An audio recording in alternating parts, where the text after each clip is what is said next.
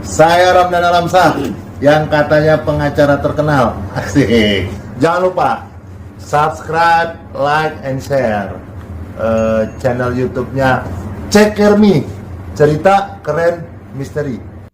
Assalamualaikum warahmatullahi wabarakatuh. Ini ada request dari Bang Bedul ya, minta Mama membahas tentang asal usul suster ngesot. Buat kalian semua, semoga selalu sehat dalam lindungan Allah Subhanahu wa Ta'ala. Amin ya Rabbal Alamin. Sudah lama sekali Mama tidak membahas tentang misteri ya, karena Mama sedang merampungkan judul cerita Ratu Kuntilanak yang sudah diupload di Wattpad dan juga di grup Facebook Cerita Keren dan Misteri. Bagi kalian yang ingin membaca dengan gratis, bisa langsung ke Wattpad, ketik Mama Ranggi atau Maya Indah KS. Bisa juga gabung di grup Facebook Cerita Keren dan Misteri. Jadi kabar tentang suster ngesot ini sebenarnya banyak versi ya. Banyak versi yang Mama baca. Versi yang pertama itu kabar berita yang berhembus dari berbagai sumber. Konon katanya ada ketika suster ya. Jadi sejarah suster ngesot ini, ada suster yang sedang berjalan ke laboratorium di salah satu rumah sakit yang tidak bisa Mama sebutkan rumah sakitnya. Suster itu dihalangi oleh dokter yang jaga di sana. Jadi cuman ada dokter dan suster tersebut. Keadaannya sepi karena para suster itu sangat cantik ya. Dokter itu konon katanya naksir. Kemudian sang dokter melecehkan dan menghabisi nyawanya dengan sadis dan brutal.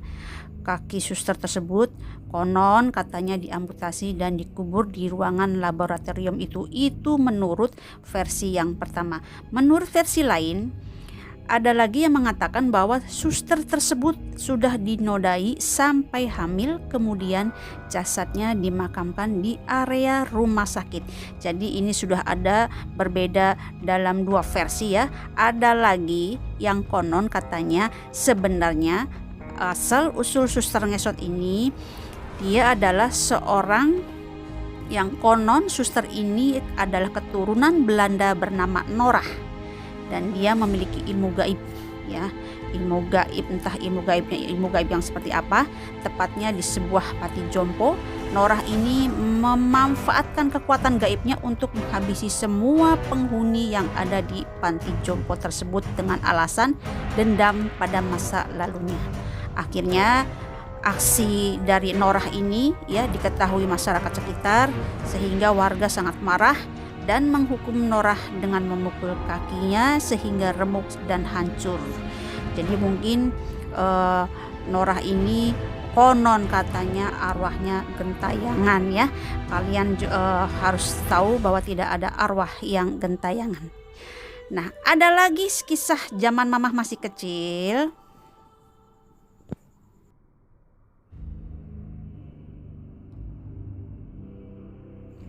Sebenarnya mirip dengan kisah suster ngesot ya, dengan cara jalannya itu ngesot.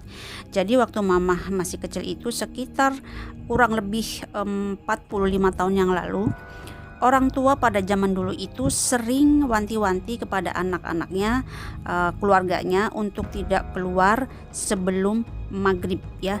Jadi konon katanya setiap menjelang maghrib itu ada hantu lepor atau setan lempor. Kalau dulu tuh dikenal dengan setan lempor, bukan hantu. Setan lempor, bukan lampor ya. Ingat, bukan lampor, tapi lempor. Lempor itu kalau menurut Jawanya Mamah di Cirebon sini, lempor itu seperti orang lemas, itu kakinya lemas. Jadi setan ini jalannya itu yang ngesot seperti suster ngesot ini. Kemudian bisa merayap juga ya, kalau Mama prediksi seperti model hantu Sibzian itu ya. Karena hantu Sibzian itu kan menjelang maghrib dia sangat benar-benar jahat dan mencari mangsa.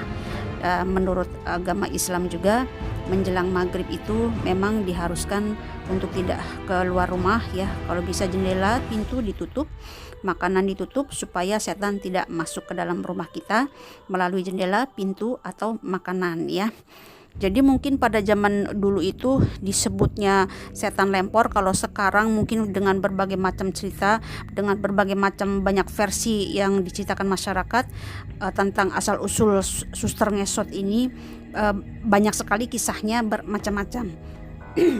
Tapi kemudian kalau ada yang bertanya bahwa ada nggak sih suster ngesot itu, sebenarnya kalau jin yang berjalan menyerupai suster ngesot, atau jin yang berjalan dengan cara dia menyeret tubuhnya, itu memang ada ya. Tapi mama pribadi jarang sekali melihat ya untuk saat-saat seperti ini. Kenapa di rumah sakit banyak hantu atau setan? Ya mungkin karena di rumah sakit sudah dari dulu ya, sudah dikenalnya penuh misteri dan angker itu, mungkin karena satu, jin kan menyukai orang-orang yang sudah wafat kemudian menyerupai wajahnya. Kemudian kadang ada darah orang-orang yang bekas kecelakaan itu ya. Jin itu kan memang senang sekali mendekati hal-hal yang berbau amis gitu ya. Kemudian yang berbau-bau sepi gitu. Sebenarnya kalau untuk angker tidak hanya di rumah sakit saja, di rumah, di mall, di pasar, dimanapun yang namanya jin itu pasti ada ya. Jadi asal usul tentang suster ngesot ini seperti itu. Menurut kalian bagaimana? Apa yang pernah kalian dengar bagaimana? Mungkin itu adalah satu berita dari mulut ke mulut ya, yang kebenarannya sendiri mama tidak tahu asal usul ini yang sebenarnya itu seperti apa.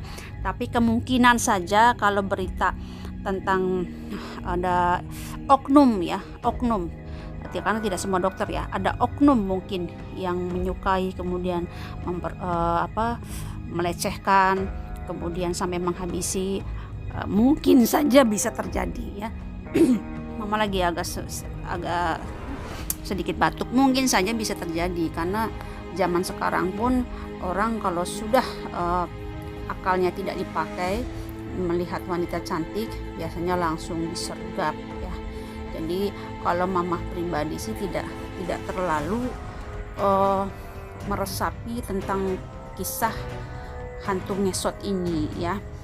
Apakah kalau ia itu benar hantunya gentayangan, wallahu alam. Tapi yang jelas yang namanya jin, dia bisa menyerupai apa saja dengan gaya apa saja untuk mengelabui kita, untuk menakuti kita, untuk membohongi kita, supaya apa yang kita lihat itu seolah-olah kita harus percaya kepada jin tersebut ya. Kalian kan sudah tahu jin itu sifatnya sering berbohong, sering berdusta, sering menampakkan apapun ya, menampakkan wujud apapun di depan kita. Tinggal kitanya sendiri yang harus bijak menyikapinya, bahwa apapun penampakan jin di depan mata kita, selama kita bisa berdoa memohon pertolongan kepada Allah, insya Allah kita selalu dilindungi Allah Subhanahu wa Ta'ala ya. Jadi kalian jangan pernah takut ke rumah sakit nanti ada suster ngesot atau bagaimana, tidak usah takut. Sebenarnya mama ingin eksplor ke tempat-tempat yang angker, tapi untuk situasi seperti ini, kondisi sekarang belum bisa, karena belum ada tim yang mama bentuk ya. Jadi untuk sementara mohon maaf yang sebesar-besarnya, kalian jangan kecewa kalau mama belum eksplor. Insya Allah nanti akan mama planning dulu ya, ke suatu lokasi harus ada izinnya dulu ya. Kemudian kalau malam itu kan tidak bisa sendirian karena mama kan perempuan ya kan, harus ada yang menemani mama gitu ya. Itu saja dulu keterangan dari mama. Terima kasih sekali untuk kalian semua yang selalu setia menonton video mama. Mudah-mudahan Allah selalu memberikan keluasan hati kita, memberikan rezeki, kesehatan. Itu saja dulu ya sayang. Assalamualaikum warahmatullahi wabarakatuh.